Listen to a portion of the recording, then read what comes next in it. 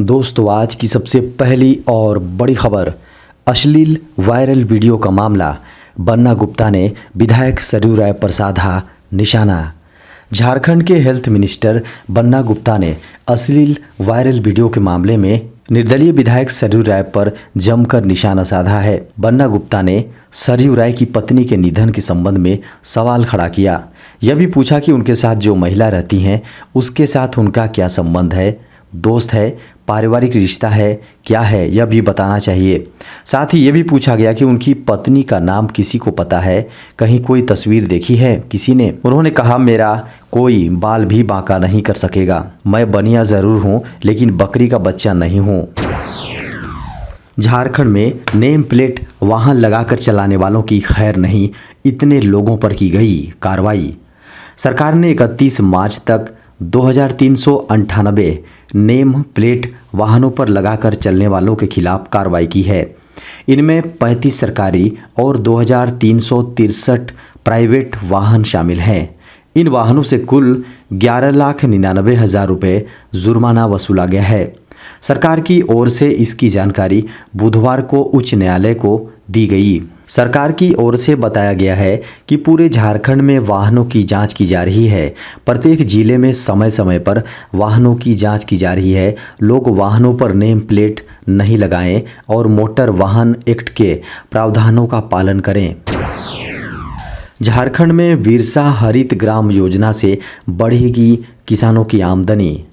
देश और राज्यों के किसानों की आय दोगुनी करना राज्य और केंद्र सरकार का उद्देश्य है। इसी उद्देश्य के साथ केंद्र की सरकार कार्य कर रही है। साथ ही राज्य सरकार भी इसी चीज़ को ध्यान में रखते हुए योजनाएं बना रही हैं। किसानों की आमदनी को दोगुनी करने के लिए उनकी कमाई को दोगुना करना होगा या फिर कृषि में उनकी लागत को कम करनी होगी। इसके अलावा किसान के लिए आय के स्रोत के ऐसे इंतज़ाम करने होंगे जहां पर किसान एक बार पूंजी लगाकर हर वर्ष उससे आमदनी कर सकते हैं।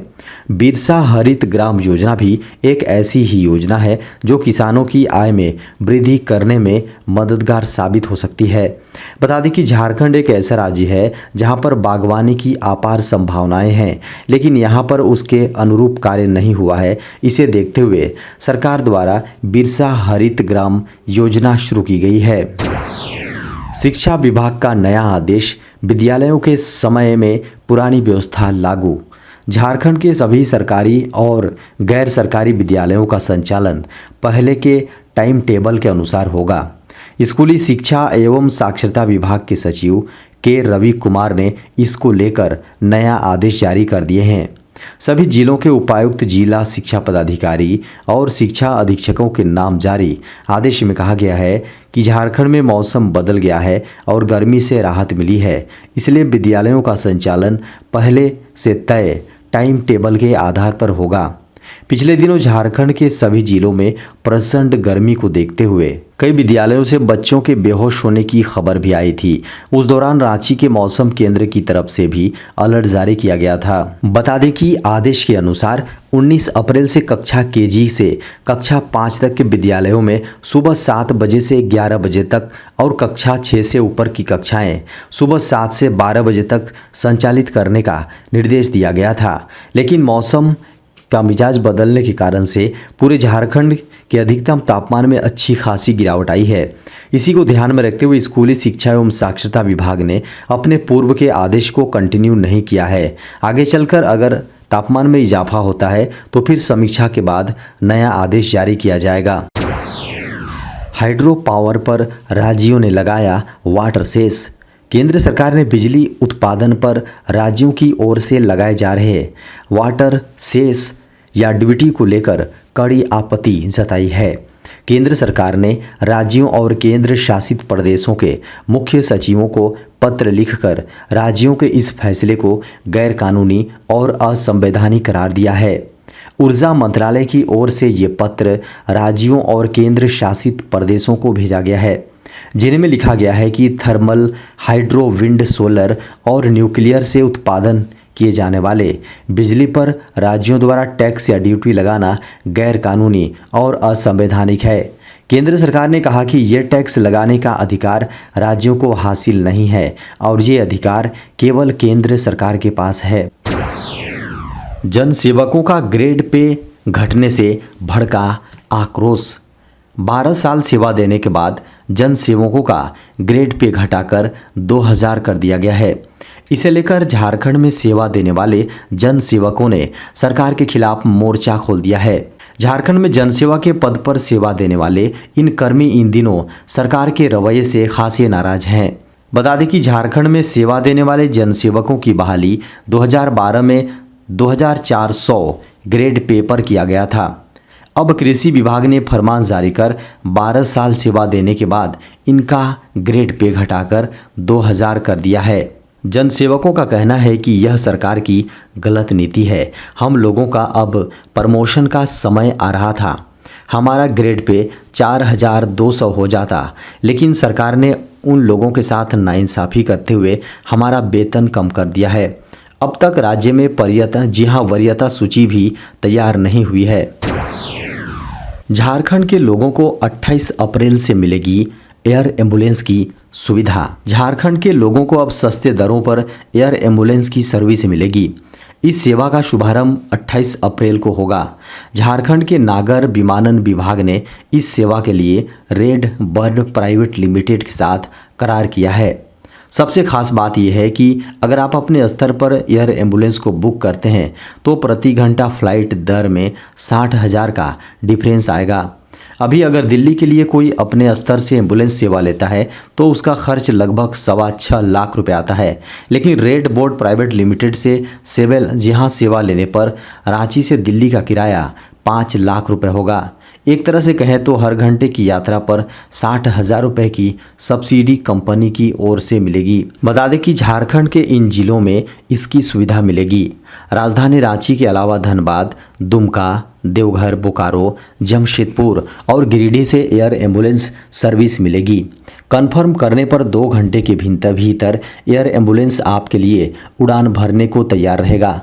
खास बात यह है कि एयर एम्बुलेंस को रीशेड्यूल करने की भी सुविधा रहेगी। मरीज को दूसरे जगह ले जाते समय एयर एम्बुलेंस में तमाम ज़रूरी उपकरणों के साथ चिकित्सक की भी सुविधा मिलेगी। अब फ्री में ST, SC, OBC और अल्पसंख्यक वर्ग के 25 बच्चे पढ़ने जाएंगे विदेश।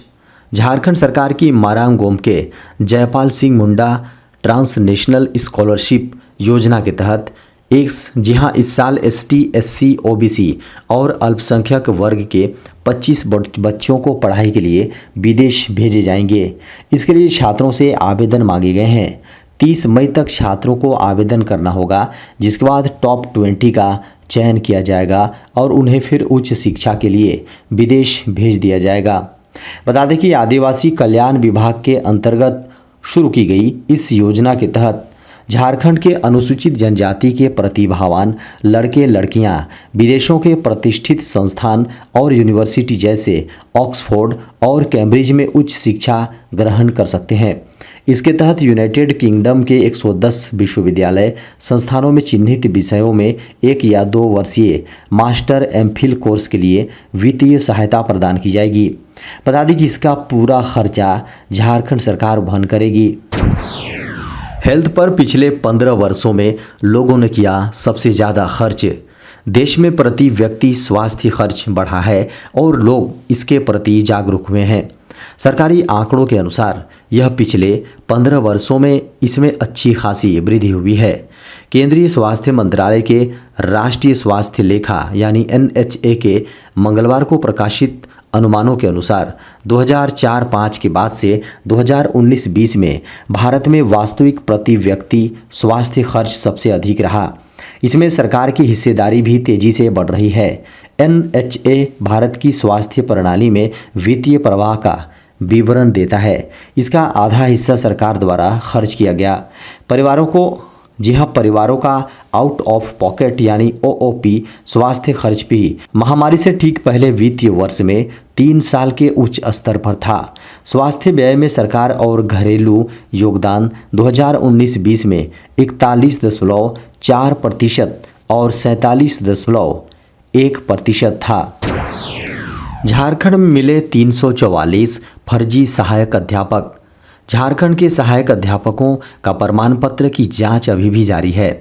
61,141 पारा शिक्षकों में 56,837 के प्रमाण पत्र की जांच पूरी हो चुकी है, जबकि अभी भी 4,834 शिक्षकों के सर्टिफिकेट की जांच चल रही है। अब तक हुई जांच में कुल 344 सहायक अध्यापक यानी पारा शिक्षक फर्जी पाए गए हैं। इनमें 57 पर ही कार्रवाई की जा सकी है। इसका खुलासा शिक्षा विभाग की रिपोर्ट से हुआ है। शिक्षा विभाग ने झारखंड के सभी जिलों को ऐसे सहायक अध्यापकों पर अविलंब कार्रवाई कर रिपोर्ट देने का निर्देश दिया है। शिक्षा विभाग की रिपोर्ट के अनुसार झारखंड में 243 सहायक अध्यापकों का फर्जी सर्टिफिकेट के आधार पर नौकरी करने का आरोप है। इनका मैट्रिक, इंटरमीडिएट, स्नातक या फिर प्रशिक्षण का सर्टिफिकेट फर्जी है। वहीं प्रमाण पत्र जांच के दौरान ही 30 पारा शिक्षकों ने अपना इस्तीफा दे दिया।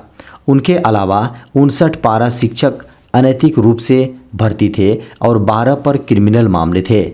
ऐसे सभी पारा शिक्षक यानी सहायक अध्यापकों को हटाने का निर्देश दिया गया है।